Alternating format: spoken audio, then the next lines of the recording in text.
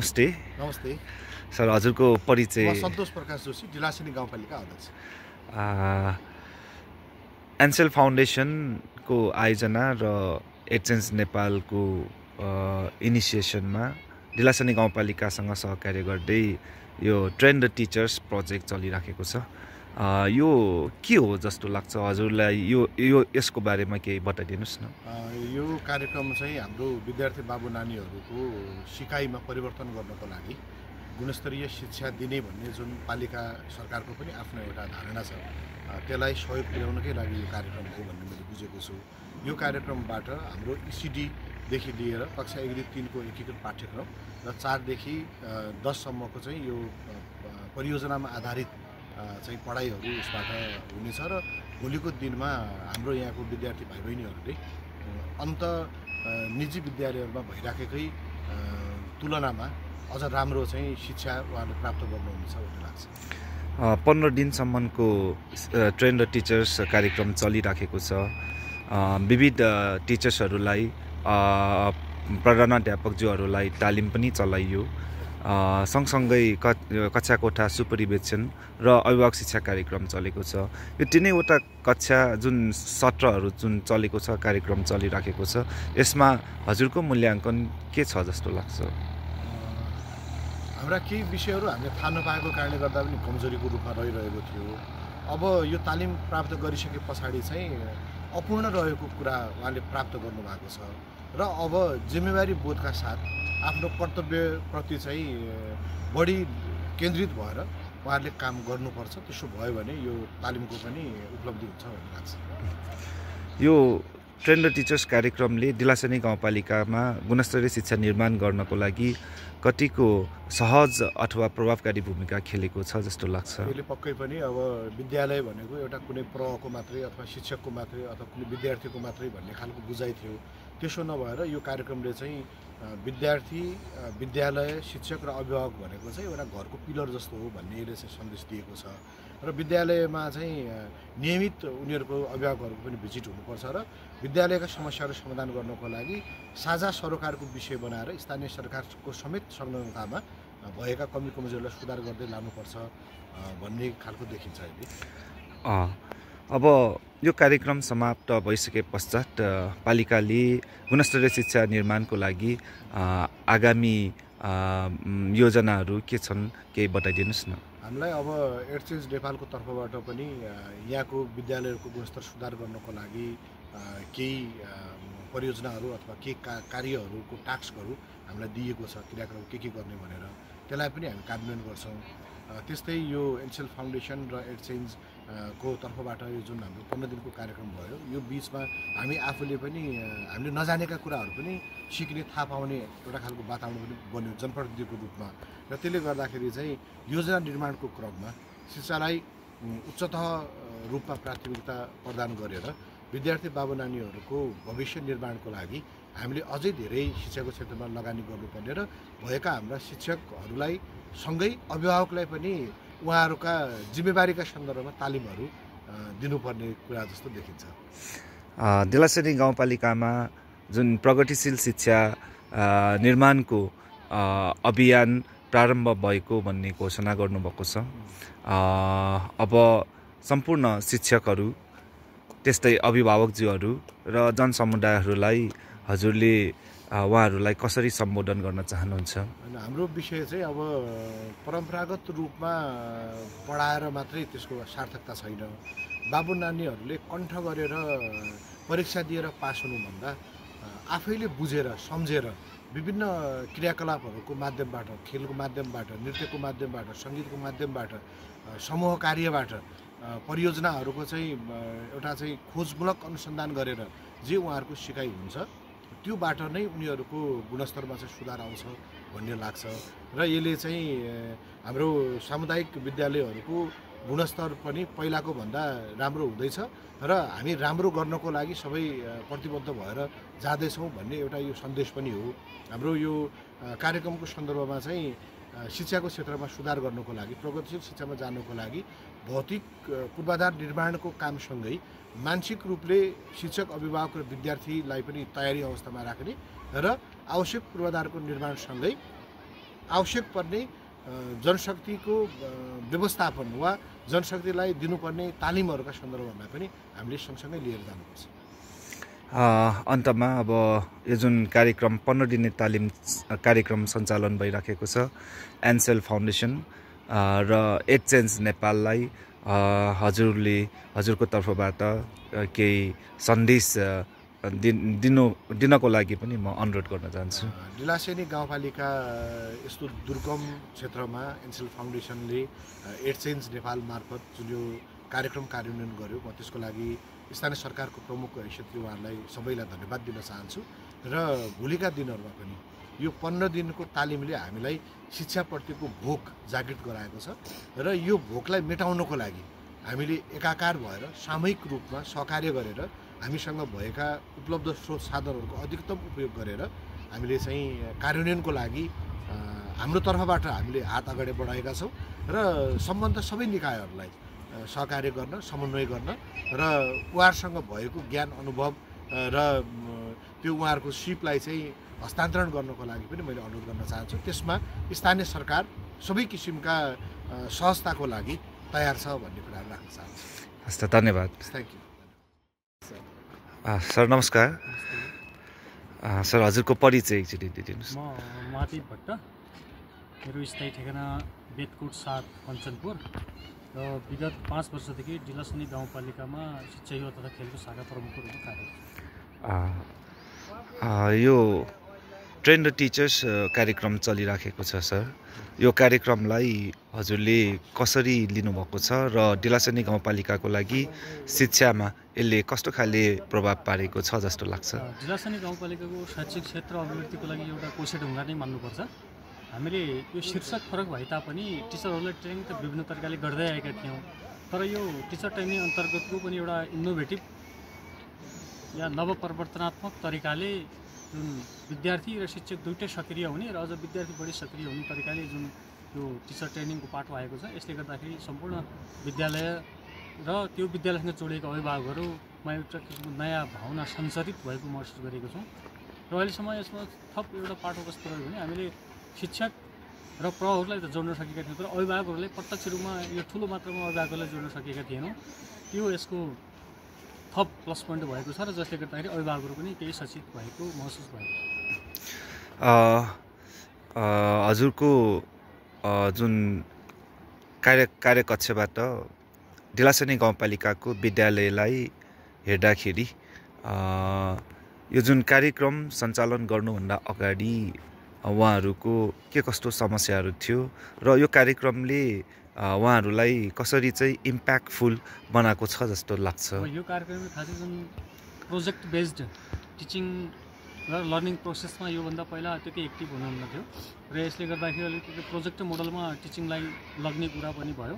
अर्को जुन क्लास सुपरभिजनका कुराहरूले पनि उनीहरूमा एक किसिमको अब त्यो दैनिक पाठ योजना बनाउने कुरा योभन्दा पहिला उनी सैद्धान्तिक कुरा जानेका थिए, तर त्यसको व्यावहारिक कक्षा कोठामा प्रयोग हुने अवस्था थिएन, जसले गर्दा यो तालिम लिए पश्चात त्यसमा अलिकति उहाँहरू पनि सक्रियता बढेको र विद्यार्थीहरू पनि सचेत भएका। सरहरूले पहिलाको अवस्था यस्तो र अहिलेको अवस्था यस्तो, विद्यार्थी स्वयं सचेत भएका र अझ अभिभावकहरू पनि सचेत भएका हुनाले त्यो पाठ योजना बनाउने त्यो संस्कृतिको विकास भएको जस्तो महसुस भयो।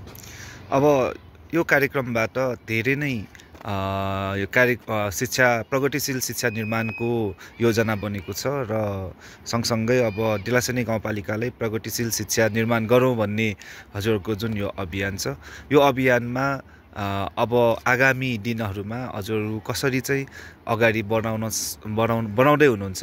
हजुरको योजना के छ? हाम्रो योजना जुन अहिले 15 दिने विभिन्न किसिमको हाम्रो ट्रेन द टिचरको कार्यक्रम चलेको छ, यसले हामी निरन्तर दिन्छौँ नै र यसका अलावा थप अब यो अरू नयाँ शिक्षण विधिहरू पनि छन् जुन हामीले पालिका तर्फबाट शिक्षकहरूलाई भनेका छौँ, त्यसको पनि हामी अनुगमन गर्छौँ र नियमित रूपमा यो क्लास सुपरभिजनको पाठो पनि चालु नै हुनेछ र यसमा सम्पूर्ण शिक्षक र प्रहरीहरूलाई उहाँको नेतृत्वको क्षमता विकास र पेसागत सिप विकासका कार्यक्रमहरू यो अरू यस्तै संस्थाहरूसँग जोडेर र पालिका तर्फबाट पनि त्यो कार्यक्रम बनाएर हामी अगाडि बढाउने क्रममा छौँ।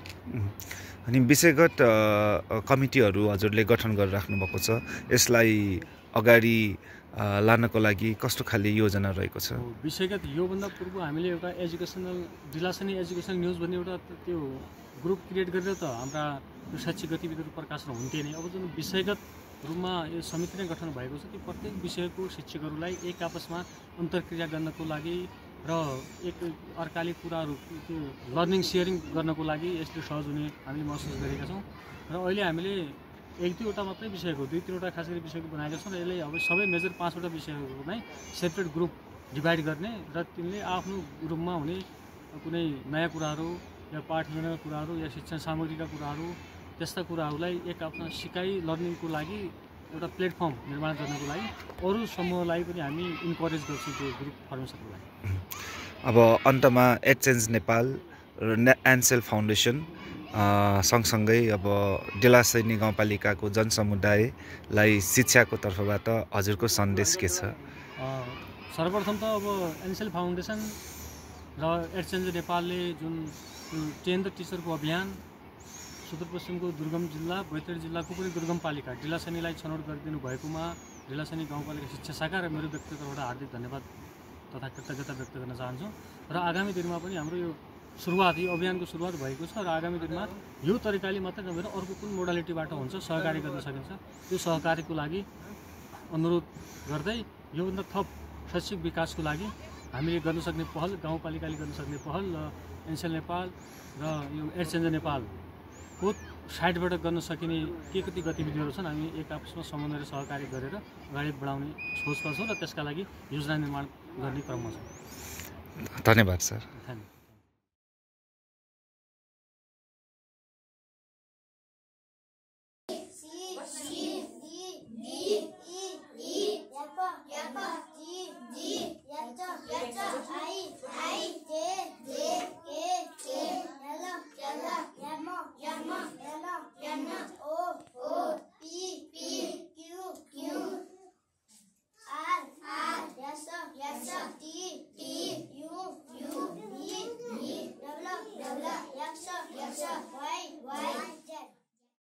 उदाहरणमा दिए जस्तै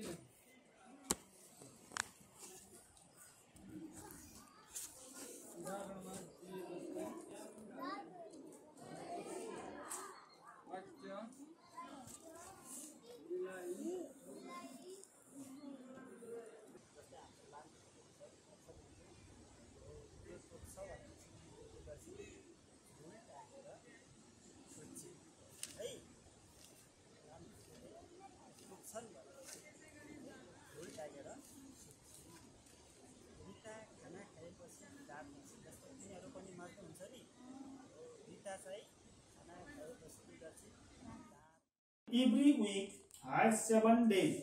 Every week भनेको प्रत्येक दिनमा के रे हप्तामा कतिवटा डेजहरु हुन्छ? डेज भनेको दिनहरु हुन्। कतिवटा दिनहरु हुन्छन् भने 7वटा दिनहरु हुन्छन् भन्यो। Start from Sunday. अनि स्टार्ट भनेको सुरु कहाँबाट हुन्छ भने सन्डेबाट। सन्डे भनेको कुन बार हो? आइतबार हो। बिरामी हुन्छ। ल हामी एक हप्तामा कति 7वटा बार हुन्छ भन्यो। 7वटा बारहरु भन्नुहुन्छ।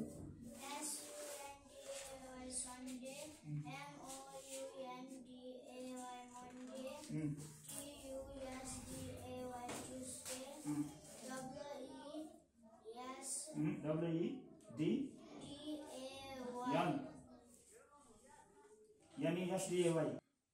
ल भन्छ कल्पना फर्स्टको CORRECT करेक्ट भनेको ठीक हो। करेक्ट भनेको ठीक। म हिमालय लेख्दिनौ CORRECT करेक्ट। करेक्ट भनेको करेक्ट। करेक्ट भनेको ठीक। चलाई ल्याउने पहिला अनि के गर्ने? हातमा राख्ने। त्यसलाई कसरी कतिचोटि खेलिन्छ? 5 चोटि। पहिले एकै ढुङ्गा टिप्ने है, त्यसपछि दुई टिप्ने, त्यसपछि एउटा एक टिप्ने, त्यसपछि 3टा टिप्ने, त्यसपछि सारै टिप्ने। त्यसपछि फेरि यस्तो गर्ने है। त्यसरी गर्यो भने कति अङ्क हुन्छन्? 5 का 5 ढुङ्गालाई पल्टाउन सक्यो, माथि हातमा राखेर यसरी पल्टाउन सक्यो भने 5 धुन सक्दो त भाँडा धुन लाग्छ आमा भाँडा ठुल्ठुलो भाँडा धुन लाग्छ त साना कचौरा गिलास थालहरू धुन लाग्छ होइन हो। हामीले आफ्नो सक्दो सहयोग गर्नुपर्छ आमासँग। बुवासँग के सहयोग गर्नु लाग्नुहुन्छ? बुवा करेसाबारीमा काम गर्दै हुनुहुन्छ, तपाईँ के सहयोग गर्नुहुन्छ बुवालाई?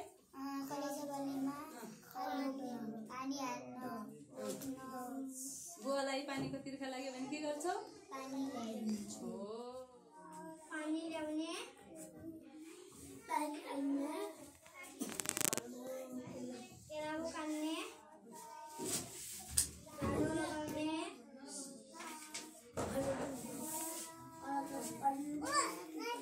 जोरले भन्नु मेरो नाम मेघना हो। तिमी कति कक्षामा पढ्छौ? म 2 कक्षामा पढ्छु। तिम्रो विद्यालयको नाम के हो?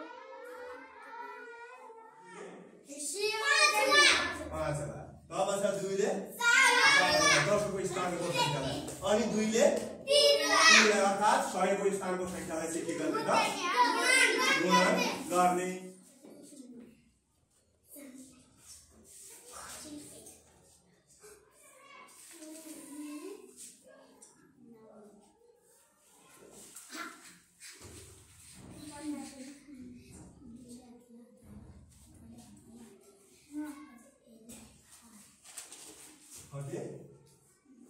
ल यसले गरेको गुणन ठिक छ कि छैन? ल हेर न।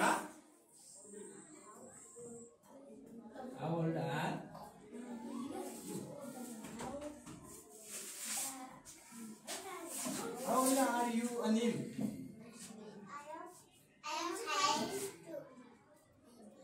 Anil, listen to me. Anil, how old are you? I am 9 years old. Number so है तिमीलाई? Oh, I am 9 years old. Thank you. Very good. Sit down. यसरी प्रत्येक जोडीले how old are you? तिमी कति वर्षका छौ भनेर सोध्नु है। तिमी कति वर्षका छौ? अनि जवाब दिँदा I am 9 years old. I am 10 years old. I am B दिया था, G दिया था। अब इसका भुजाहरू गर्नु। भुजाहरू ल भुजाहरू को भन्नु त? भुजाहरू ए बी एउटा भुजा भयो कि भएन? हो ए बी ए ई जी जी एउटा भुजा भयो। अर्को भुजा हो धन्यवाद सी जी सी चाहिँ बी सी चाहिँ अर्को भुजा भयो। अनि अर्को के रह्यो हमरा? हो सी भयो हैन? सी ए अर्को भुजा भयो। के भुजाहरू चाहिँ थाहा गए? ए बी एउटा भयो, बी सी अर्को भयो। अनि शीर्षबिन्दुहरू दिएको छ। ल अब यो शीर्षबिन्दुहरूलाई हजुरहरूले जोडेर एउटा त्रिभुज बनाउनु त। एउटा शीर्षबिन्दुहरूलाई जोडेर त्रिभुज बनाउनु भयो? सबै बनाउनु भयो? ल बनाउनु सबै।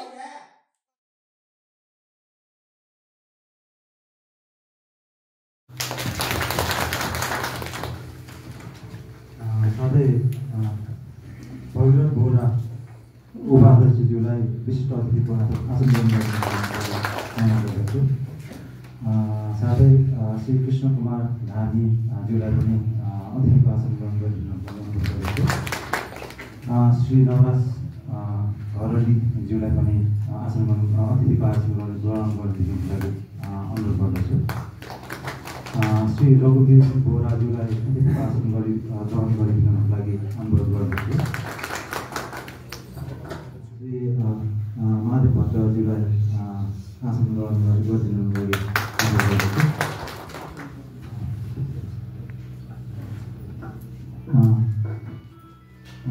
साथै एन्सेल फाउन्डेसन प्रमुख तथा प्रतिनिधिलाई पनि आसन ग्रहण गरिदिनुको लागि अनुरोध गर्दछु।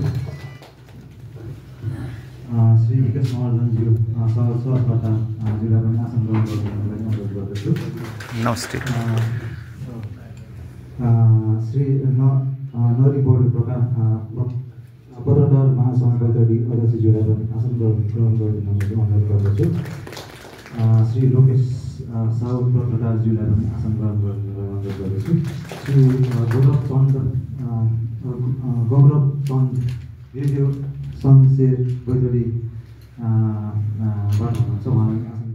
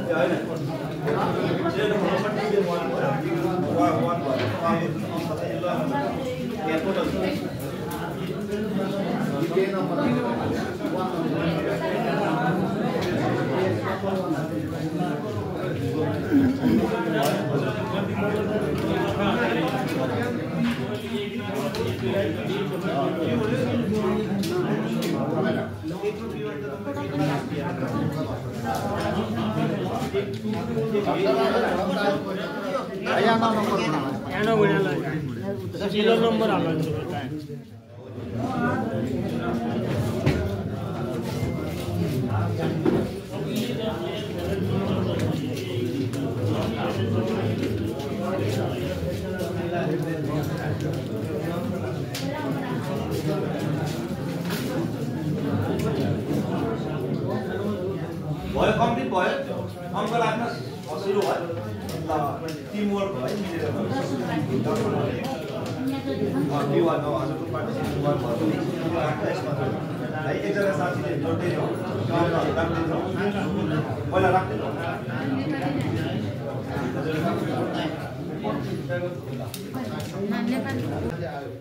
हेर्नुहोस् त के छ इम्प्लिमेन्टेसनमा के आयो, school focus on creating and implementing their plan for change भनेको छ है।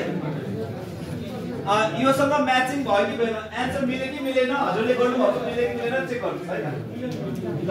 मिल्यो भने हजुरले राइट गर्न सक्नुहुन्छ है, मिलेन भने काट्न पनि सक्नुहुन्छ, अथवा त्यसलाई परिवर्तन गर्दैछौँ हामी, त्यसको लागि हाम्रो बसाइ हो नि त हैन। प्रगतिशील विद्यालय निर्माण गर्दैछौँ, त्यसमा महत्त्वपूर्ण यो 6वटा फ्याक्टरहरू है। एउटा चाहिँ इम्प्लिमेन्टेसन, त्यो भनेको कार्यान्वयनमा जानु पर्यो भन्ने कुरा भयो हैन। अर्को इन्क्लुजन, इन्क्लुजनमा सबै कुराहरूलाई समावेश गर्न चाहिँ सक्ने हुनु पर्यो है। अनि त्यसपछि इनोभेसन, इनोभेसन भन्ने बित्तिकै नयाँ सोच विचारहरूलाई हैन प्रयोगमा ल्याउने हुनु पर्यो। अनि इन्क्वायरी, इन्क्वायरी भन्ने बित्तिकै प्रश्न प्रतिप्रश्न गरेर जुन जटिल समस्या छ त्यो समस्याको समाधान निकाल्ने हुनु पर्यो। अनि त्यसपछि इन्साइट, इन्साइट भनेको दूरदर्शी हुनु पर्यो के। विद्यालयमा म यसरी चाहिँ सञ्चालन गर्दैछु, यस्तो गर्नुपर्ने छ, भोलिको 10 वर्ष पछाडि यस्तो हुन्छ, 20 वर्ष पछाडि यस्तो हुनेवाला छ, त्यही भएर आजदेखि यसको तयारी गर्नुपर्छ हैन।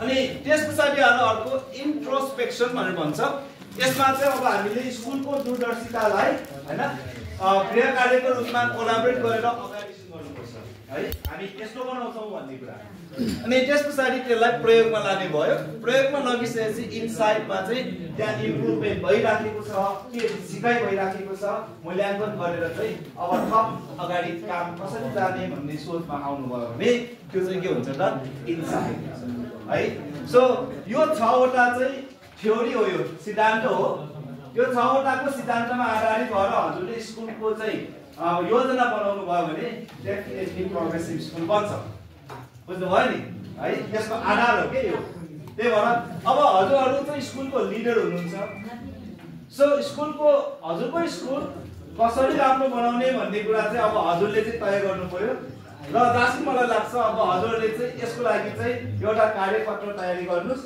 पालिकासँग समन्वय गर्नुस् त्यसको लागि चाहिने सहयोग डेफिनेटली हुन्छ भन्ने म चाहिँ त्यो आशा गर्छु यो धागो दिएको छ नि यो धागोको प्रयोगबाट एकैजनाले राख्न पाइदैन 2 वा 2 भन्दा बढी साथीहरूको सहयोगमा सहकार्यमा हजुरहरूले चाहिँ अब के बनाउनु पर्यो त्यस्तो खाले पिरामिड बनाएर चाहिँ देखाउनु है अनि कुन चाहिँ समूह पहिलो हुन्छ हामी हेर्छौँ स्वागत सरले त्यसलाई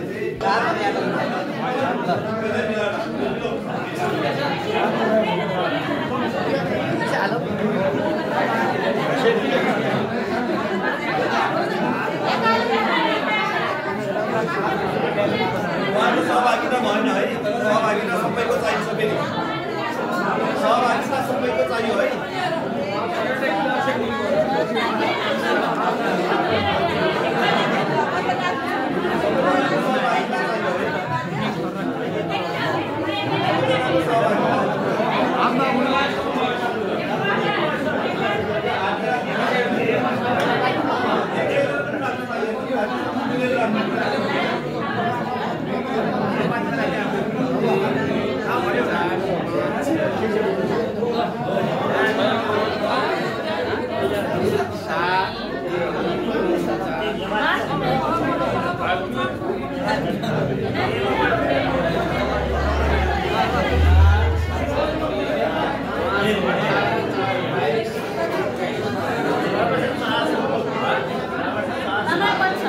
त्यति बन्दैन यहाँ त 21 वटा भन्दा बढी बढी छ सकेसम्म अग्लो बनाउने नि हेर्छन् होइन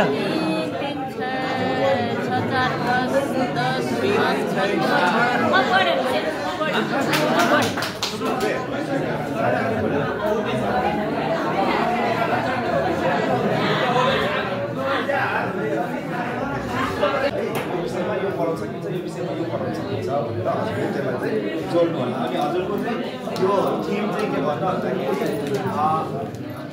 के राख्न सक्नुहुन्छ यो बोट बिरुवा भएको कारणले गर्दाखेरि होइन तपाईँको थिम अथवा सब थिम चाहिँ आवर होइन इन्भाइरोमेन्ट भन्ने वातावरण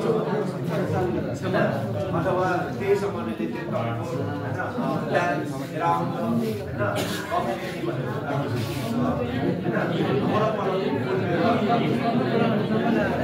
अथवा चाहिँ एकजना किसान भाइ बहिनीहरू यो एउटा बिरुवा हो नेपालीको लागि यो एउटा 1 वर्षीय बिरुवा हो होइन यसलाई पात भनिन्छ यसको रङ हरियो छ यसलाई डाँठ भनिन्छ यसको रङ खैरो छ र यसलाई जारा भनिन्छ यो माटो मुनि हिँड्छ यो जाराभन्दा माथि माटो बाहिर हुन्छ र यसका हाँगाहरू थुप्रै छन् पातहरू थुप्रै छन् र यसरी नै शिक्षा गर्न सकिन्छ नेपालीमा ल नमस्कार भाइ बहिनीहरू यो एउटा हाम्रो प्लान्ट हो यसलाई तिरो भनिन्छ यसलाई अङ्ग्रेजीमा प्लान्ट भनिन्छ plant small plant and big tree ठुलोलाई रुख भनिन्छ सानोलाई यो प्लान्ट भनिन्छ this is a plant local place यो एउटा बिरुवा हाम्रो गाउँघरमा पाइन्छ स्थानीय बिरुवा हो। अनि यसका भागहरू भन्दाखेरि यसलाई चरा भनिन्छ, चरा हामी नेपाली भन्छौँ स्थानीय भाषामा, अनि अङ्ग्रेजीमा यसलाई रुट भनिन्छ। अनि यसलाई चाहिँ ट्रङ्क भनिन्छ, ट्रङ्क भनेको काण्ड हो। अनि यी लिफ इज द ग्रे, यो हरियो कलरको हुन्छ यसका पातहरू। अनि यो चाहिँ हाम्रो गाउँघरमा कटिङ द मेडिसिन फिजिकल, हाम्रो चाहिँ शरीरमा कहीँ सानो घाउ भयो भने यो दबाईको पनि काम गर्दछ। अनि त्यसका फुलहरू पनि हुन्छन्, फुलहरू भन्छ यसलाई फ्लावर भनिन्छ। यसको बिउ बिजन उडेर अर्को ठाउँमा सर्न जान्छ। अब एक दिनको पढाइको सिलसिलामा हामी कक्षा 1 लाई सिकाउनु पर्दा हामी पहिला त यो बिरुवा कतिवटा छ भनेर पनि हामी सिकाउन सक्छौँ। त्यसपछि हामी त्यसलाई यसका हाँगाहरू गन्न पनि लगाउन सक्छौँ। पछि जोड घटाउको लागि हामीले बच्चाहरूलाई पातहरू टिप्न लगाउने एकजनालाई, त्यसपछि अर्कोलाई पनि टिप्न लगाउने। तेस्रो विद्यार्थीलाई लिएर उसलाई त्यो दुईटै जनाले टिपेकोलाई जोड्न लगाउने हो। पछि अर्को चौथो जनालाई के भन्ने त्यसलाई कति आयो अङ्क हो जोड्दा भनेर हामी कक्षा त्यो पाठ्यक्रम भन्नाले विशेष गरेर एकअर्को विषयवस्तु अथवा ज्ञानलाई एक अर्कामा रूपान्तर अथवा मिश्रण गरेर ज्ञानलाई सिकाउने प्रक्रिया नै यो मिश्रित शिक्षण अथवा एकीकृत पाठ्यक्रम भन्न सकिन्छ।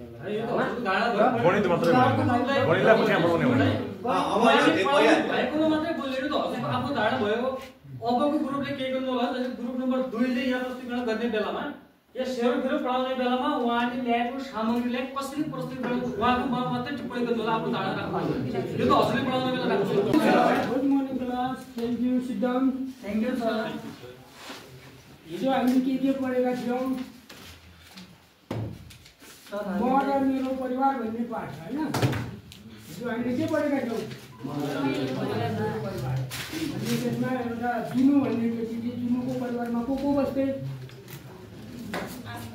आमा, बुवा, काका, काकी। अनि त्यसलाई हाम्रो परिवारमा को हुनुहुन्छ भन्ने कुरा थाहा छ?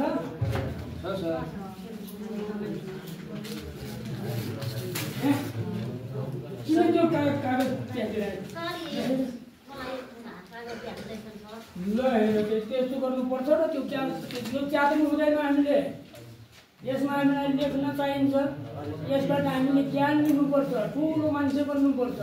यो च्यात्यो भने हामी कसरी हुन्छौँ? कहाँ लेख्नु छ? हाम्रो घरको बुढाको जम्को पैसा छैन, यसमा किन्न पैसा चाहिन्छ।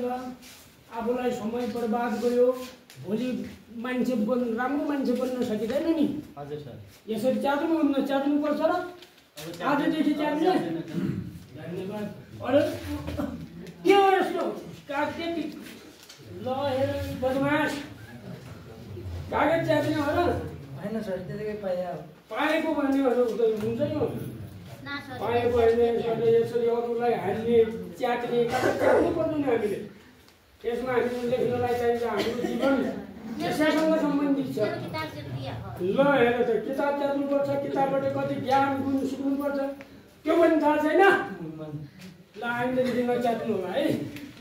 ल थ्याङ्क यू भेरी मच। नमस्कार भाइ बहिनीहरू, नवसन्त। ल कतिजना आउनुभयो आज? सुनिता आएन आज। ल ठिक छ। हिजो हामीले के सिक्यौँ? सिकेर क खमा पुग्यौँ होइन? क पनि सिक्यौँ हिजो। क लेख्न सिक्यौँ होइन? ल आफ्नो काटिनमा क लेख त। ठुलो अक्षरमा बसम त्यो होइन, क लेख त। क ठुलो अक्षरमा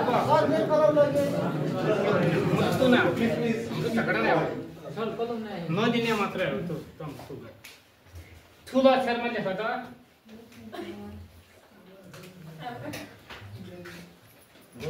क भयो, भाइको क भयो, अनि बहिनीको पनि क भयो। पछि पछि पछि दिन्छ क त्यो लेख्यो होइन क हो क भयो।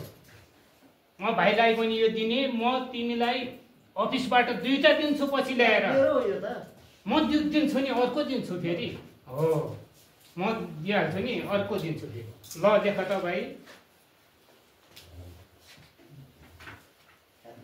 हो हाम्रो घरमा पनि यस्तो हुन्छ, नभएको चिज ओल्लो पल्लो घरबाट मागिन्छ होइन, माग्छ कि माग्दैन?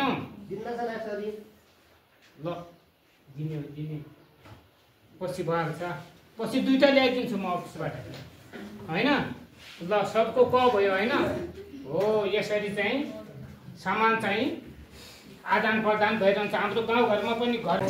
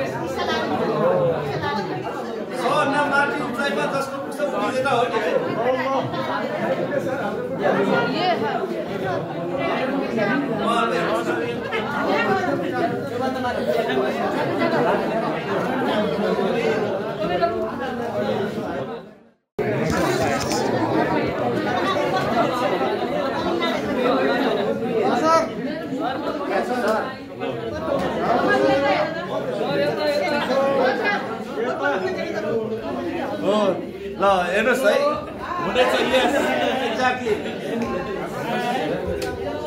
हुनेछ है। ओके ल थ्याङ्क यू भेरी मच सबैजनालाई एकदम धन्यवाद छ। अब बललाई नछुनु होला, टेबलमै राख्नुहोस्। त्यो कतौडा एउटा दिएको छ त्यसमै बाउलमै राख्नु भयो पनि हुन्छ। अब मेरो प्रश्न तपाईहरुलाई,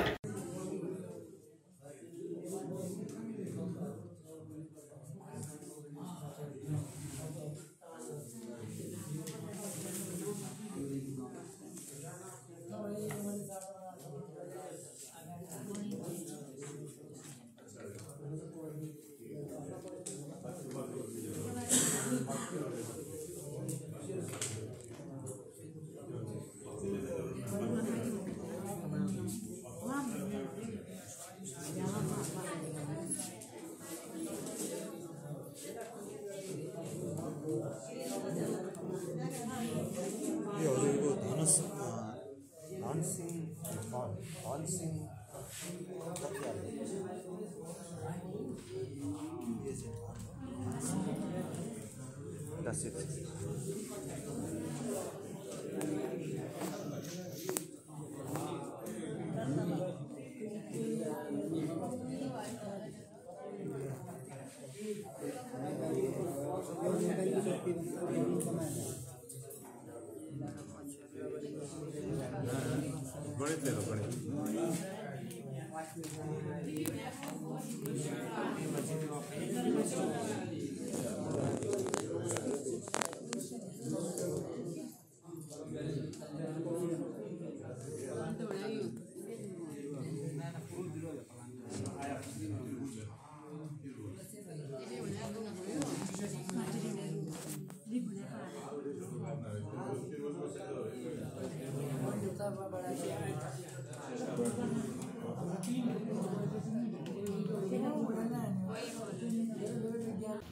थोरै मैले भूमिका लेखेका छौँ यो परियोजना कार्य सम्बन्धी फोहोर मैला व्यवस्थापन सम्बन्धी हो।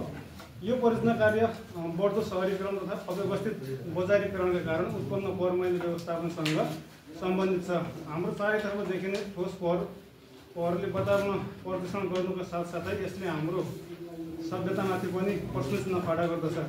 यसले हाम्रो दैनिक जीवनका गतिविधिहरूलाई पनि प्रभावित गरिरहेकोले यस परियोजना कार्यले फोहोर मैला व्यवस्थापनलाई महत्त्व दिएको छ। अब हाम्रो यसले एसडिजीसँग कसरी टच गरेको छ भन्ने हो, दिगो विकासका लक्ष्यहरूसँग। यसले हाम्रो वातावरण दिगो विकासको लक्ष्य अन्तर्गत वातावरणलाई सँग टच गरेको छ। हाम्रो च्यालेन्जेसहरू के छन् त भन्दाखेरि फोहोर मैला वर्गीकरण र पुनः चक्रणको समस्या, अनि ज्ञान सिपको अभाव, अव्यवस्थित बजारीकरण बढ्नु, अनि स्थानीय तहबाट आवश्यक पहल हुन नसक्नु, यो हाम्रो च्यालेन्जेस को कारणले गर्दाखेरि हाम्रो फोहोर मैला व्यवस्थापन हुन नसकेको भन्ने हो। त्यसपछि हाम्रो यो परियोजना कार्य पश्चात आउटकम्स, लर्निङ आउटकम्स के हुने भन्ने छ। यो परियोजना कार्य पश्चात विद्यार्थीहरू निम्न कुरामा सक्षम हुनेछन् भन्ने छौँ हामीले। घरबाट निस्कने फोहोरहरूको वर्गीकरण गर्न सक्नेछन् उनीहरू, ठोस फोहोर पुनः चक्रण पुनः प्रयोग गर्न सक्नेछन्, अनि प्लास्टिकका बोतल र कागजको प्रयोग गरी इको वृक्ष बनाउन सक्नेछन्। इको वृक्ष भनेर कागज र बोतल प्रयोग गरेर अघि सरले भन्नुभएको अरे। अनि त्यसपछि इको वृक्षको प्रयोग गरी सजावटका सामग्रीहरू निर्माण गर्न सकिन्छ। त्यसपछि हाम्रो सब्जेक्ट वाइज लर्निङ आउटकम्सहरू छन्। सोसलमा हामीले के राखेका छौँ भने फोहोर मैला व्यवस्थापन, पुनः प्रयोग तथा पुनः चक्रण, अनि ल्याङ्ग्वेजमा इङ्ग्लिस र नेपालीमा फोहोर मैला व्यवस्थापन सम्बन्धी निबन्ध लेखन, अनि म्याथमेटिक्समा क्षेत्रमितिमा आवश्यकताको आधारमा प्रयोग गर्न सकिने जस्तै आयतन, क्षेत्रफल र परिमितिमा, अनि साइन्समा वायु, जल, जमिनको प्रदूषण सम्बन्धी हामी यो परियोजना कार्य प्रयोग गर्न सक्छौँ। त्यसपछि हाम्रो यो इन्टिग्रेटेड प्रोजेक्ट टाइमलाइन छ। हामी डे 1, डे 2, डे 3देखि डे 5सम्म के गर्ने भन्ने छ। त्यसो डे 1मा सोसलमा हामी स्थलगत भ्रमण र परिचय हुनेछ, तत्पश्चात डे 1मा, अनि डे 2मा फोहोर मैला सङ्कलन, त्यसपछि डे 3मा फोहोर मैला वर्गीकरण र व्यवस्थापन, अनि डे 4मा ठोस फोहोरको पुनः प्रयोग तथा पुनः चक्रण, र डे 5मा फोहोर मैलाले पुर्याएको असर र उचित व्यवस्थापन। त्यसपछि ल्याङ्ग्वेज इङ्ग्लिस र नेपाली रिलेटेडमा सुरुमा छ हाम्रो परिचय र शब्दार्थ, त्यसपछि फोहोर सङ्कलनका उपायहरू डे 2मा भयो, डे 3मा फोहोर मैला वर्गीकरणको तरिका लेखन, अनि डे 4मा फोहोर मैला व्यवस्थापनबाट हुने फाइदा लेख्न लगाउने, र त्यसपछि डे 5मा छ फोहोर मैला व्यवस्थापन सम्बन्धी निबन्ध लेखन। अनि म्याथमेटिक्ससित रिलेटेडमा डे 1मा हाम्रो ठोस फोहोरको आकार छुट्याउन, त्यसपछि डे 2मा क्षेत्रफल, आयतन र परिमितिको लागि नाप पत्ता लगाउन, अनि त्यसपछि डे 3मा नापलाई रूपान्तरण गर्न। कस्तो छ त भन्दाखेरि फोहोर मैला व्यवस्थापन हाम्रो आउटकम्स, लर्निङ आउटकम्स भयो, यो सिकाइ उपलब्धि भयो। यसमा फोहोर मैला व्यवस्थापन सम्बन्धी सामान्य जानकारी भयो भने 1 नम्बर दिने, फोहोर मैलाको जानकारी र वर्गीकरण गर्न सकेमा 2 नम्बर दिने, र फोहोर मैलाको जानकारी, वर्गीकरण र पुनः प्रयोग गर्न सकेनमा 3 नम्बर दिने। यसको वृक्ष निर्धारण गरेको छ। शीर्षक सांस्कृतिक सम्पदा संरक्षण भन्ने छ, र यसमा हामीले छानेको शीर्षक भनेको गोकुलेश्वर गोकुलधाम भन्ने छ, र यसको उद्देश्य भनेको सामान्य पृष्ठभूमि गोकुलेश्वर धाम डिलासनी गाउँपालिका वार्ड नम्बर 5मा रहेको प्रसिद्ध धार्मिक महत्त्वको तीर्थस्थलको संरक्षण र यसको प्रचार प्रसारका साथै यसको विकासका लागि सरकारवालाहरूलाई गुरु योजना निर्माणमा सहयोग पुर्याउने उद्देश्यले हामीले यो प्रोजेक्ट वर्क गरिरहेका छौँ। र यसको उद्देश्य भनेकै गोकुल धामको विकास गरी पर्यटन प्रवर्धनमा जोड दिने र सांस्कृतिक जागरण भन्ने छ। यसको हामीले प्रोजेक्ट वर्कको समय अवधि 5 दिनको राखेका छौँ, र यसका केही समस्या र चुनौतीहरू छन्। सांस्कृतिक सम्पदाहरू जीर्ण हुँदै गएको, यसका लागि संरक्षणका लागि वित्तीय साधनको अभाव रहेको, जनचेतनाको कमी भएको, जलवायु परिवर्तन र प्राकृतिक प्रकोप पनि यसका कारक तत्त्वहरूका रूपमा रहेका, र सांस्कृतिक सम्पदाहरूको क्षेत्रहरूको अतिक्रमण, र यसका साथै सहरीकरणको चुनौती, र पुस्तान्तरको ज्ञानको पनि अभाव र धार्मिक सम्पदाहरू अब यो हामीले ठ्याक्कै वर्ड चाहिँ छलफलबाट पाउन सकेनौँ। राष्ट्रियकरण नहुनु अथवा सार्वजनिकरण नहुनु यो पनि हामीले समस्याका रूपमा राखेका छौँ र हामीले यसका लागि विषयगत रूपमा लर्निङ आउटकम्समा सोसलमा गोकुलधामको ऐतिहासिक खोजी महत्त्व र रचनात्मक प्रस्तुति अनि अङ्ग्रेजीमा knowledge of history and culture significance भनेर हामीले राखेका छौँ र नेपालीमा त्यस्तै गरी हाम्रो सांस्कृतिक सम्पदाको संरक्षण बारेमा अनुच्छेद लेख्न लगाउने र धार्मिक कथा वाचन गर्न लगाउने। त्यस्तै गणितमा मन्दिर वरपरको ठाउँहरूको अब परिमिति क्षेत्रफलका बारेमा भन्न लगाउने र विज्ञानमा मन्दिरमा निर्माण भएको विशेष किसिमको अब चुङढुङ्गा प्रयोग भएकाले यसको तत्त्वहरूका बारेमा भन्न लगाउने अथवा ज्ञान दिन लगाउने यी कुराहरू हामीले राखेका छौँ। त्यस्तै गरी अब टाइमलाइनमा हामीले टाइमलाइनमा सोसलमा पहिलो दिन अवलोकन भ्रमण र विद्यार्थीहरूद्वारा मन्दिर परिसरको सरसफाइ, दोस्रो दिनमा त्यसको ऐतिहासिक खोजीका लागि प्रश्नावली तथा अन्तर्वार्ता र अन्य आलेखहरू सङ्कलन र तेस्रो दिनमा स्थानीय स्तरकामा सरकारवालाहरूसँग भेटघाट र त्यहाँबाट आवश्यक तथ्यहरू सङ्कलन गर्ने र चौथो दिन सङ्कलित तथ्याङ्कहरूलाई प्रस्तुतिकरणका लागि व्यवस्थित गरी तयार पार्ने र पाँचौँ दिन प्रस्तुतिकरण र पृष्ठपोषण आवश्यक पृष्ठपोषण मन्दिरको संरक्षण र सम्वर्धनका लागि आवश्यक पृष्ठपोषण प्रदान गर्ने। त्यस्तै अङ्ग्रेजीमा राखेका छौँ इन्ट्रोडक्सन अफ कल्चरल हेरिटेज पहिलो दिन, दोस्रो दिनमा वर्ड टिचिङ, तेस्रो दिनमा सेन्टेन्स मेकिङ, चौथो दिनमा प्याराग्राफ राइटिङ र पाँचौँ दिनमा to make the different menu of related subject. यो जुन प्रोजेक्ट भएको थियो छाउपडी प्रथा न्यूनीकरण तथा रोकथाम भन्ने थियो हाम्रो। त्यसमा चाहिँ हाम्रो जुन इस्यु र च्यालेन्जको रूपमा हाम्रो समाजमा देखा परेका होइन महिनावारी भएको बेलामा हाम्रो छुने समस्या थियो। दोस्रो चाहिँ दलितहरूलाई उपल्लो जातका व्यक्तिहरूले भाडा समाउन हुन नदिनु यस्ता यो हामीले संलग्नै छ यी कुराहरू यसमा च्यालेन्जको रूपमा। फेरि यसमा चाहिँ हामीहरूले जुन चाहिँ सब्जेक्ट वाइज लर्निङ आउटकम्समा हामीले सोसलमा चाहिँ छाउपडी प्रथा न्यूनीकरण का उपायहरूको ज्ञान दिने राखेका थियौँ। त्यसैसँग हामीले इङ्ग्लिस र नेपालीमा चाहिँ छाउपडी प्रथा दर्शाउने कविता गीत रचना गर्न लगाउने यी कुराहरू समावेश गरेका थियौँ। त्यस्तै म्याथमेटिक्समा सेनेटरी प्याड निर्माण गर्दा कपडा काट्दा सिलाउँदा नाप मापन गर्ने कुरा हामीले यसमा समावेश गरेका थियौँ।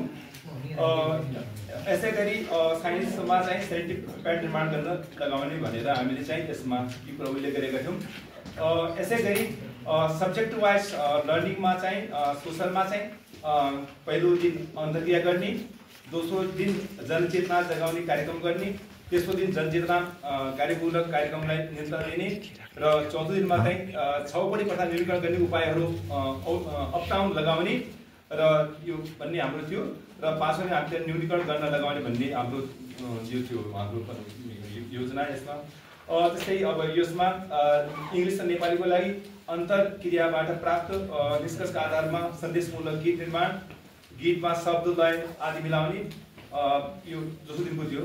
त्यो दिनमा चाहिँ अभ्यास गराउने, चौथो दिनमा पनि यसलाई निम्ता दिने त्यो अभ्यास गराउने र पाँचौँ दिन चाहिँ शारीरिक त्यो अभ्यासबाट हामीले निश्चय अभ्यास सम्पन्न भयो भने हामी राखेका थियौँ।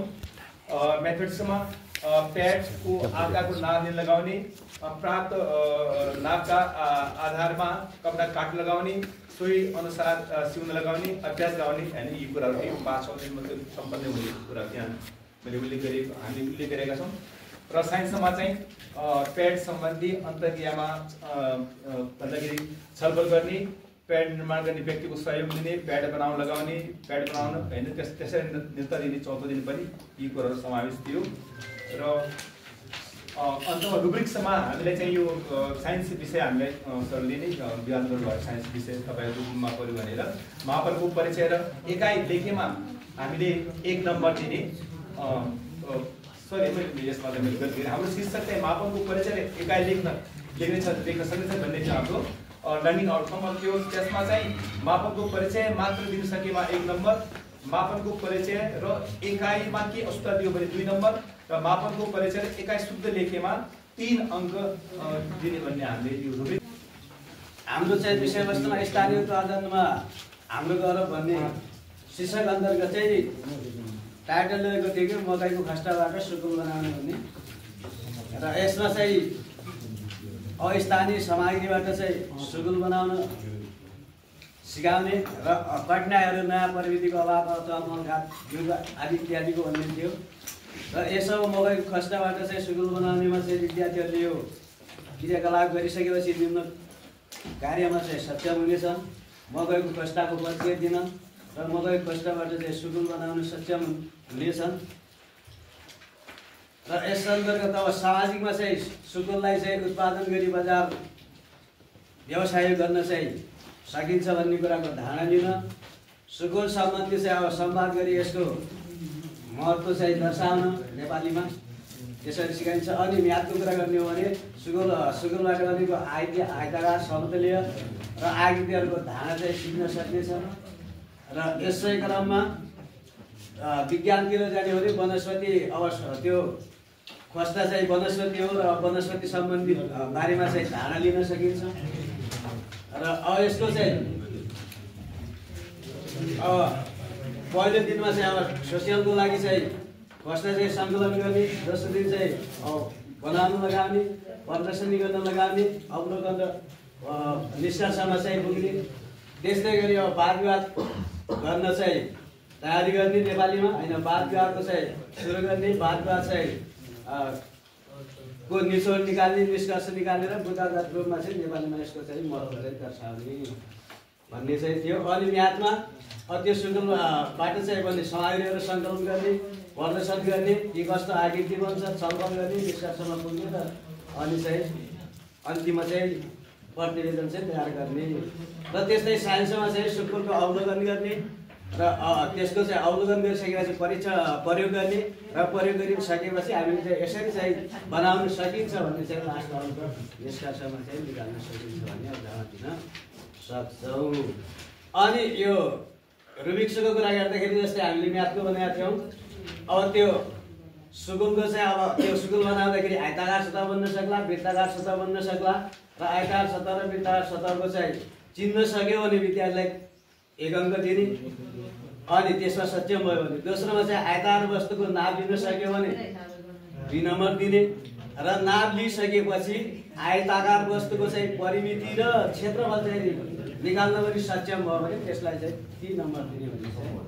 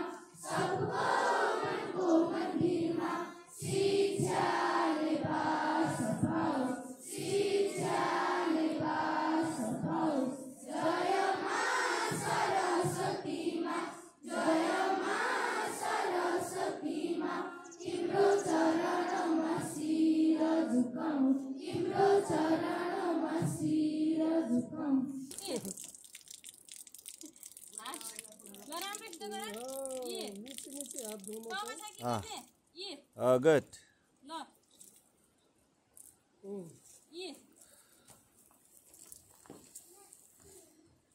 अनि यस्तो गर्ने ए लिना ल यो पनि त्यसपछि के गर्ने नङहरू सफा गर्न के गर्ने नङको फोहोर फाल्न यस्तो यसरी नै धुने है ल भयो तीनवटा भुजाहरूबाट बनेको तीनवटा सिधाई रेखाहरूबाट बनेको यो चाहिँ बन्दी चित्रलाई के भनिन्छ त्रिभुज भनिन्छ हो ल अब तिमीहरू पनि यो परिभाषालाई लेख ल अब यो त्रिभुजको नाम पनि लेख्ने नाम कस्तो लेख्ने त गाउँठाउँको मान्छेहरूको होइन लेख्न यसमा चाहिँ हाम्रो इङ्ग्लिस अक्षरको कैपिटल लेटर ABC EFG हो हजुरहरूले यस्तो मिलाएर यस्तो बनाउने ल बनाएको थिएँ कसरी भन्छ त्रिभुज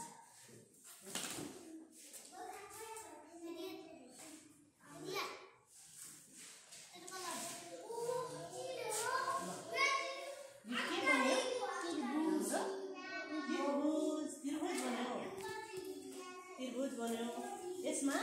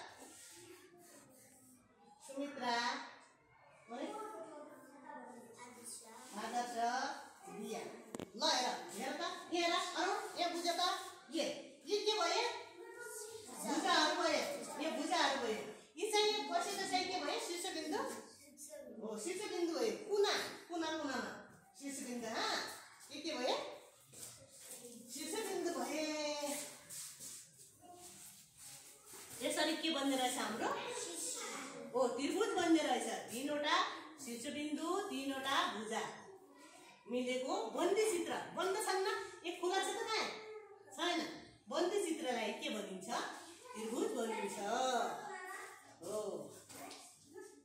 फर्स्टपट्टि स्कुलको नाम कहाँ लेख्छौँ श्री केदार माध्यमिक विद्यालय देवगाउँ 5 जिल्ला सैनी बैतडी होइन सबभन्दा पहिले के गर्ने त श्री राखे एमटी यहाँ मिला चित्र स्कुलको नाम मिला त ल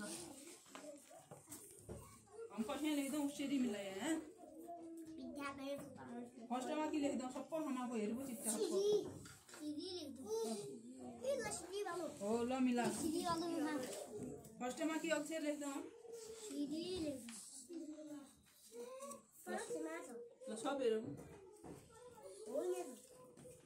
सबको मिला लेखा फर्स्टमा हम के अक्षर लेख्दा अब श्री नाले श्री अगाडि लेख्दा ल मिला द अलग अलग जन राख सब सँग राख फर्स्टमा के लेख्दा ल यहाँ म मिला मेरो विद्यालयको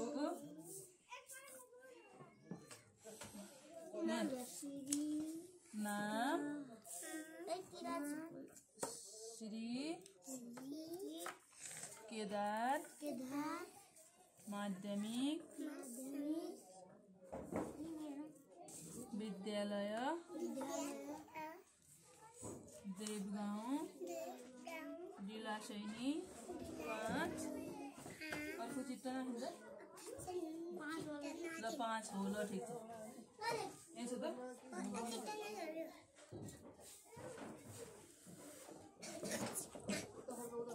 बैतडी हो ल इसिया दो कमला मिलाउँदाखेरि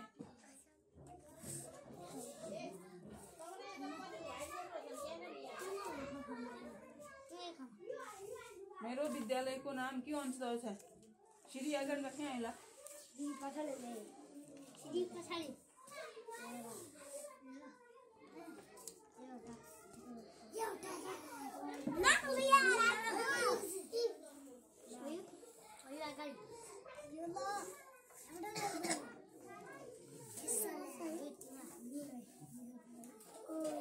ओ नाम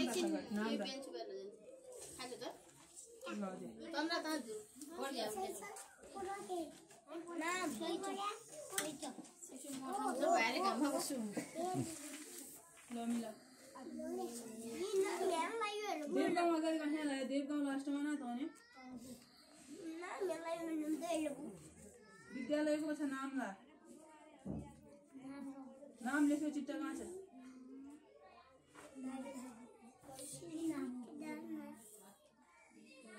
कहाँ छ नाम लेख्यो चिट्टै म अन्ले हात हमारे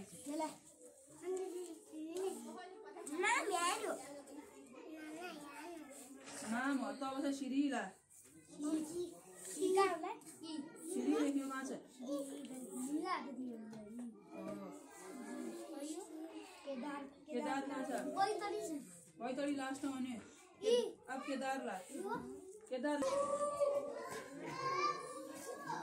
अब 12 लाख अलि गुणा गर्दो रहेछ अब पल्ली 12 राखत त 12 लाई गुणानमा राखत त 12 मा पल्ली एकको स्थानमा कति आइदिए ए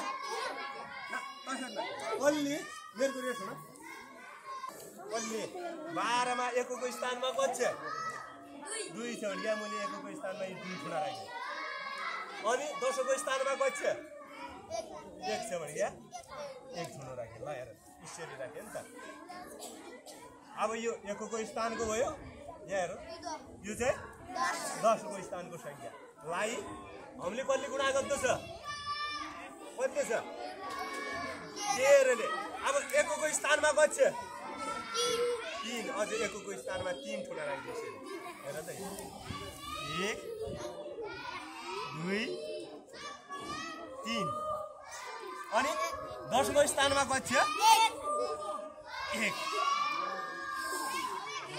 अब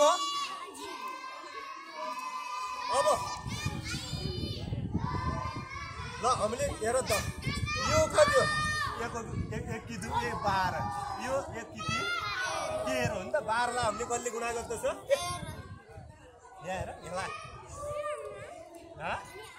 ए नाउ झगडा गर्छ यार यहाँ हेर यहाँ हेर त यो एक कि 2 12 लाई 13 ले चाहिँ के गर्यो त हामीले गुणा अब गुणा गरेपछि अब 2 3 ले 2 लाई गुणा गर्दाखेरि हेर त एकको स्थानले एकको स्थानलाई गुणा गरेर जा कट ठाउँमा काटिरहन त ठुना कट ठाउँमा जोडिरहन ल भन त कट ठाउँमा ठुना आपसमा जोडिरहन एकको स्थानमा यहीँमा ह 5 गण त 1 2 ल भन त कट ठाउँमा जोडिरहन ठुना हेर त एक हेमा जोडिरहेछ 1 2 6 कट ठाउँमा जोडिया छ 6 त अब हेर त अब यसमा यिनीले 2 लाख गुणा गरेर या कति नि भयो ल हेर त एकको स्थानमा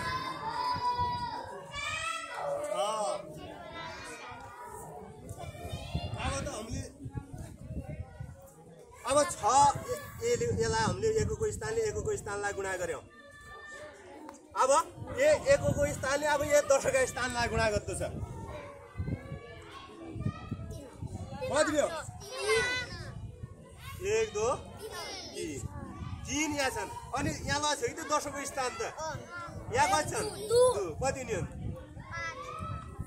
3 2 5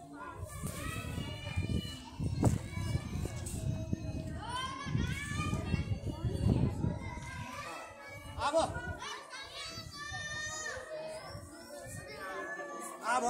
ले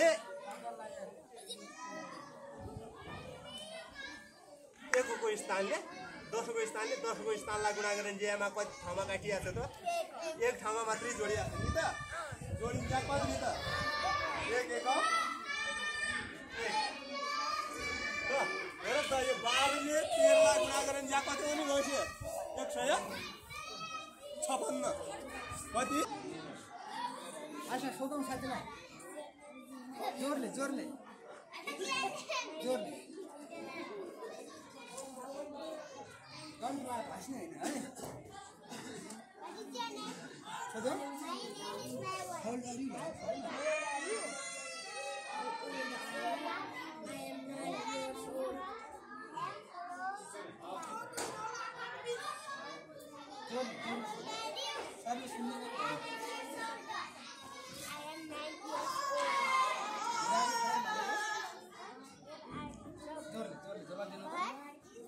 I am from Nepal.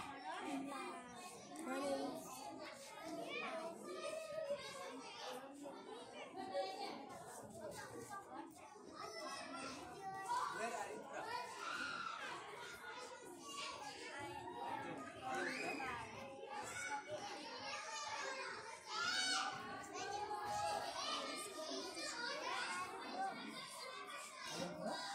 जना विवेक यतावत बाबु विवेक कम एन्ड आदित्य कम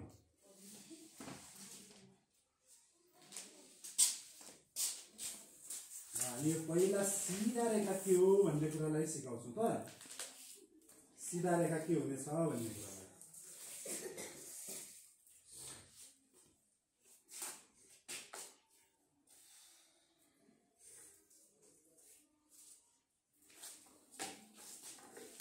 सीधा रेखा के हो भनेर सिकाउँछ है हेरिराख्नु होला सीधा रेखा के रहेछ जसलाई हामी स्ट्रेट लाइन भन्छौँ हैन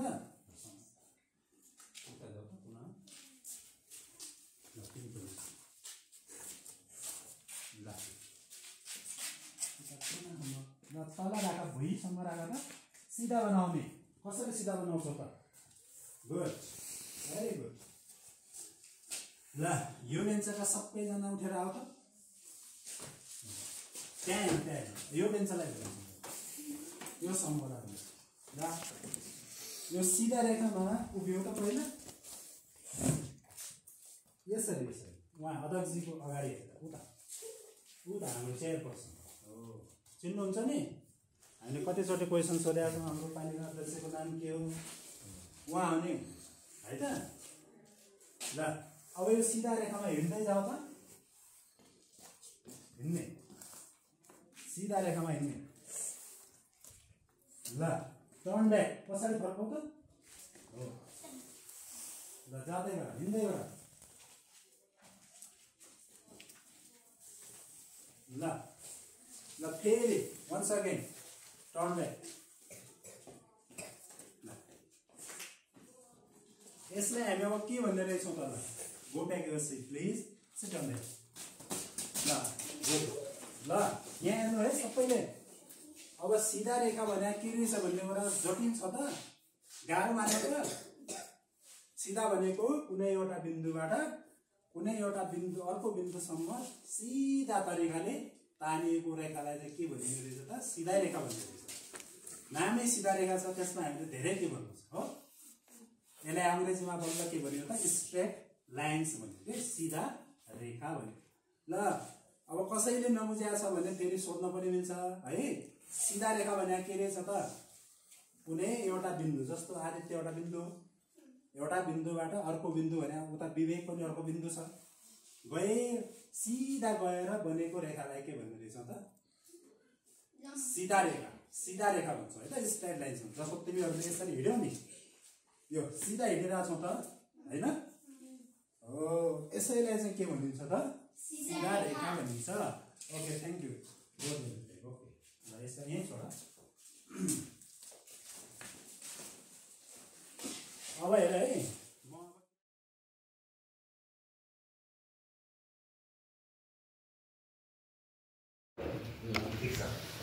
त्यसै गरी अब अलिकति छिटो गर है गृह कार्य गरेन भने विद्यार्थीलाई म गाली गर्छु के हो मको शिक्षक पनि हुन सक्छ अभिभावक पनि हुन सक्छ है फेरि अर्को नानी बाबु ठुलो मान्छे बनोस् भन्ने चाहन्छु शिक्षक र अभिभावक है विद्यालय जान नानी बाबुलाई म तयारी गर्छु अभिभावक है त्यसै अर्को कमजोर विद्यार्थीलाई प्राथमिकतामा राखेर पढाउँछु शिक्षक है अर्को फेरि विद्यार्थीसँग म खेल्न रुचाउँछु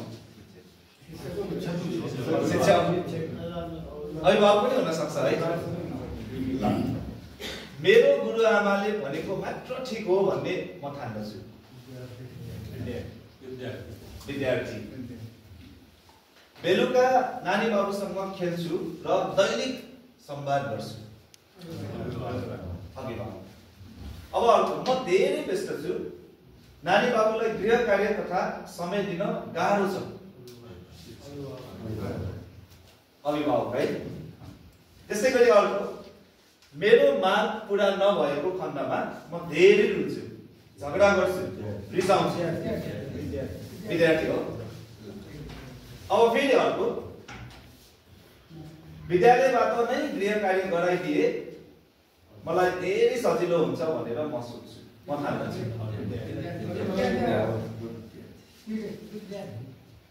विद्यार्थी पनि हुन सक्छ अभिभावक पनि हुन सक्छ त्यसै गरी अर्को नानी बाबुले विद्यालयमा के पढ्यो होला कोसँग खेल्यो होला के खायो होला भन्ने उत्सुकता म धेरै राख्दछु अभिभावक त्यसै गरी अर्को विद्यार्थीहरूको क्रियाकलापलाई नजिकबाट म हेर्छु अवलोकन गर्छु र सुधार गर्नुपर्ने विषयमा चाहिँ निरन्तर छलफल गर्छु शिक्षक मात्रै होला त यो शिक्षक र अभिभावक है त्यसै गरी अर्को विद्यार्थीले कक्षा कोठामा चकचक गर्दा मलाई रिस उठ्छ शिक्षक है त्यसै गरी अर्को मलाई घुम्न चित्र कोर्न मनपर्ने खाना खान मन लाग्छ विद्यार्थी है अब अर्को छ मलाई मोबाइल चलाउन धेरै मन पर्छ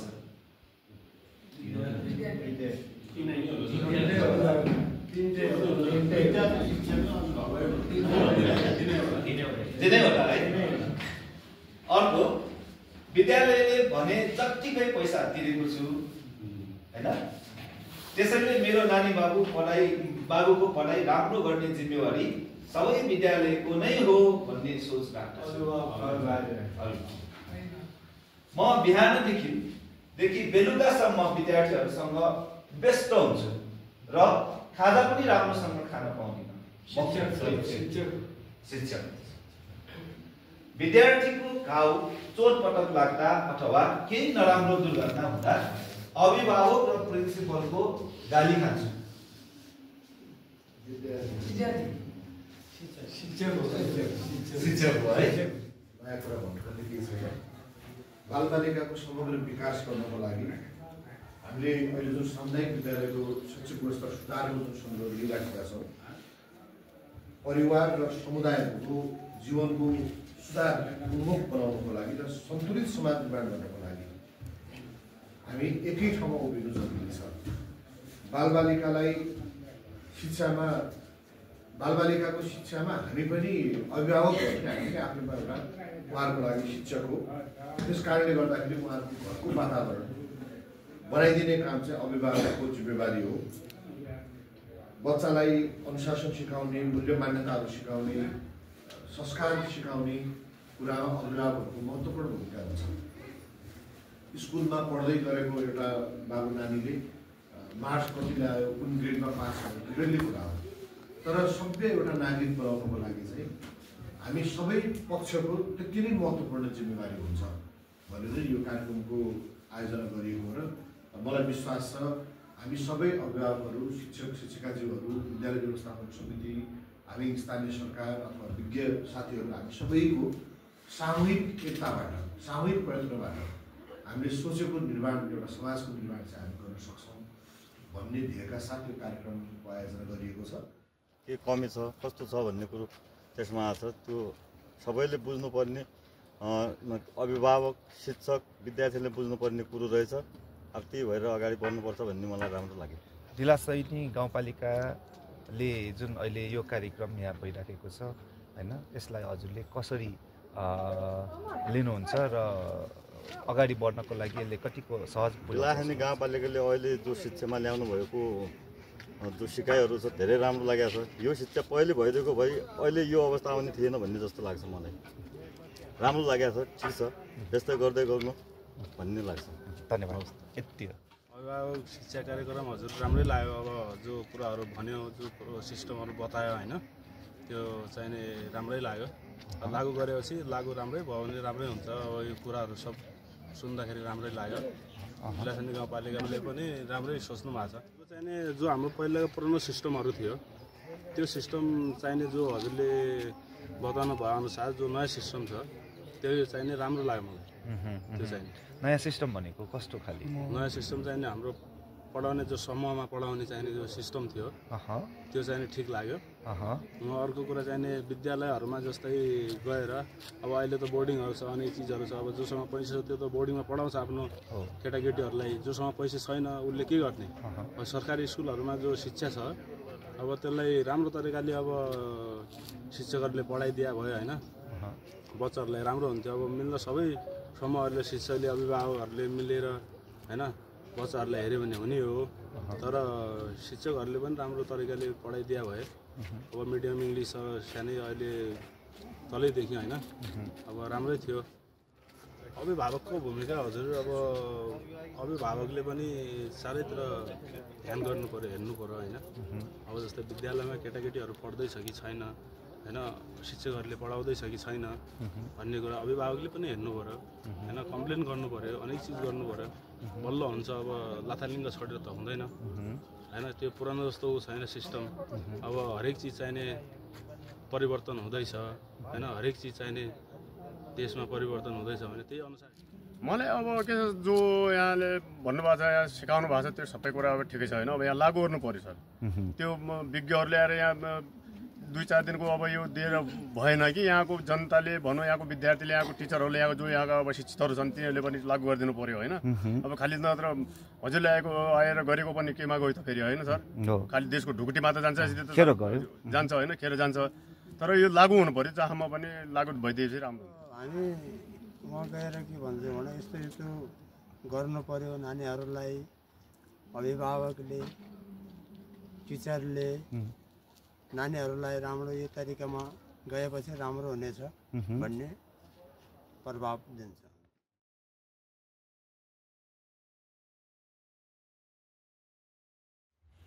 सुरुमा चाहिँ हामी विद्यालयमा अध्यापन गराउँदा शिक्षा केन्द्रित भएर गराउँथ्यौँ, शिक्षा केन्द्रित विधि।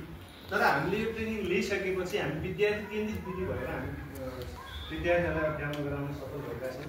र हाम्रा ट्रेनिङमा आएका सरहरू, ट्रेनिङ लिएका सरहरूले फेरि विद्यालयमा गएर विद्यार्थी केन्द्रित विधिबाट विद्यार्थीहरूलाई हँसाइ रमाइ खेल विधिबाट चाहिँ अध्यापन गर्नुभएको छ। त्यस्तै अभिभावकहरूको पनि एउटा विद्यालयप्रति सकारात्मक धारणा आएको छ। त्यस्तै सम्पूर्ण शिक्षा सम्बन्धी सरोकार राख्ने निकायहरूको उल्लेखनीय भूमिका रहेको छ। र समग्रमा भन्नुपर्दा यसको चाहिँ एकदमै उपलब्धिमूलक रहेर अझ भविष्यमा अझै पनि यी सहयोगी दाताहरूबाट ढिलासैनी गाउँपालिकाको शिक्षा क्षेत्रलाई अगाडि बढाउन महत्त्वपूर्ण भूमिका रहनेछ भन्ने आशा राख्दै छोटो मन्तव्य व्यक्त गर्छु। आजको ट्रेनिङ द टिचर्स यो 22 पुसदेखि माघ 7 गते समाप्त हुन गइरहेको, यसमा हामीले त्यो धेरै कुरा सिक्नुपर्ने देखिएको पनि छ, धेरै कुराहरूको ज्ञान पाएको पनि छौँ। त्यसमा म धेरै खुसी छु। र आजको यो एनसिएल फाउन्डेसन, यो फाउन्डेसनको भन्ने बित्तिकै हामीले बुझिहाल्छौँ फाउन्डेसन एक जग मजबुत बनाएपछि हामीले माथि पनि अझै सजिलो हुने रहेछ भन्ने कुरा यो फाउन्डेसनबाटै हामीले यसो हेर्दाखेरि जानकारी पाइहाल्छौँ। त्यसको निमित्त हामीले बालबच्चाहरूलाई कुन प्रविधिबाट त्यसको ज्ञान दिन सकिन्छ भन्ने सम्पूर्णमा यो ट्रेनिङले फाइदा दिइरहेको छ जस्तो लागेको छ। त्यही भएर हामी फाउन्डेसन जो एनसिएल फाउन्डेसन सरहरूलाई म धेरै धेरै धन्यवाद दिन चाहन्छु। मेरो 2 शब्द यही राख्न चाहन्छु। हवस्, Welcome NCL, welcome to chairman, tax सम्बन्धी साधारण नियम जान्छौ जान्दैनौ हो प्यारा साथी हो जान्छौ जान्दैनौ यदि नजाने पासै भइदैनौ यदि नजाने पासै भइदैन एक्सपेरिमेन्ट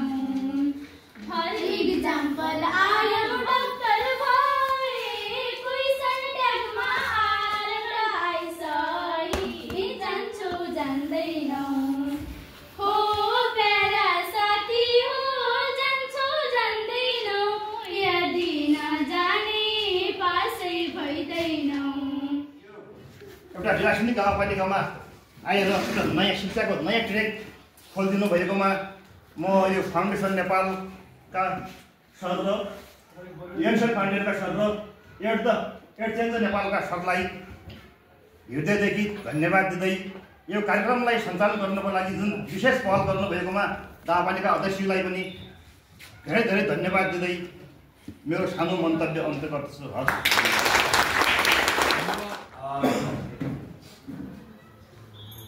सुदूरपश्चिममा काशी शेर्पा सर र मेरो पहिलो यात्रा रहेको धेरै नै अविस्मरणीय यात्रा बनेको छ। हामीलाई धेरै खुसी लागेको छ। हामी प्रत्येक दिन समीक्षा गर्दाखेरि यहाँको प्रत्येक दिन हामीले नयाँ कुरा जुन देखिराखेका छौँ अनि त्यो देखेको कन्टेक्स्टमा शिक्षाको मार्फतबाट हामीले हजुरको ठाउँमा हजुरको गाउँमा हजुरको मार्फतमा हामीले कसरी सहयोग गर्न सकिन्छ, कसरी यसलाई चाहिँ शिक्षालाई परिवर्तन गरेर प्रगतिशील शिक्षातर्फ हामी अगाडि बढ्न सक्छौँ भन्ने विषयमा हाम्रो घनीभूत छलफल हुन्थ्यो नै। त्यो छलफललाई अगाडि लिएर हामी यो जुन हाम्रो बसाइ 19 दिन 20 दिनको बसाइ भएको छ त्यो गएको दिन हामीले चालै पाएनौँ, थाहै पाएनौँ। यति रमाइलो प्राकृतिक सौन्दर्यले भरिपूर्ण यता हिमालय अपी हिमालको काखमा यो बैतडी दिलासेनी गाउँपालिका रहेको छ। हामीले यो छोटो समयमा धेरै त हामीले दिन सकेनौँ, त्यसको लागि हामी क्षमा प्रार्थी छौँ। तर प्रतिबद्धता हजुरहरूलाई के गर्न चाहन्छौँ भन्दाखेरि यो सुरुवाती भनेर अघि शिक्षा प्रमुखजीले भनिसक्नु भएको छ। हाम्रो तर्फबाट शिक्षामा परिवर्तन गर्नको लागि हजुरहरूको साथ र सहयोगसँगै सहकार्य गर्दै हामी पुनः यसलाई निरन्तर रूपमा हामी अगाडि बढ्ने प्रतिबद्धता समेत जाहेर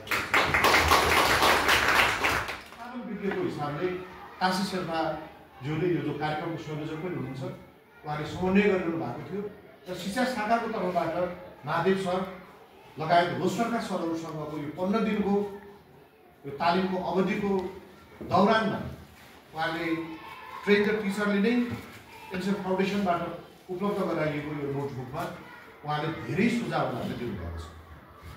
र यो क्रममा म सबै 56वटै विद्यालयका प्रहरीहरू, विद्यालय व्यवस्थापन समिति, शिक्षक अभिभावक सङ्घ, हाम्रो सिङ्गो स्थानीय सरकारको तर्फबाट विज्ञ सरहरूले व्यक्त गरेका सकारात्मक विचारहरूलाई भोलिका दिनमा प्रदर्शकको रूपमा हामी त्यसलाई लिने र त्यसलाई अभियानको रूपमा अगाडि बढाउने प्रतिबद्धता पनि यहाँको बिचमा राख्न चाहन्छु।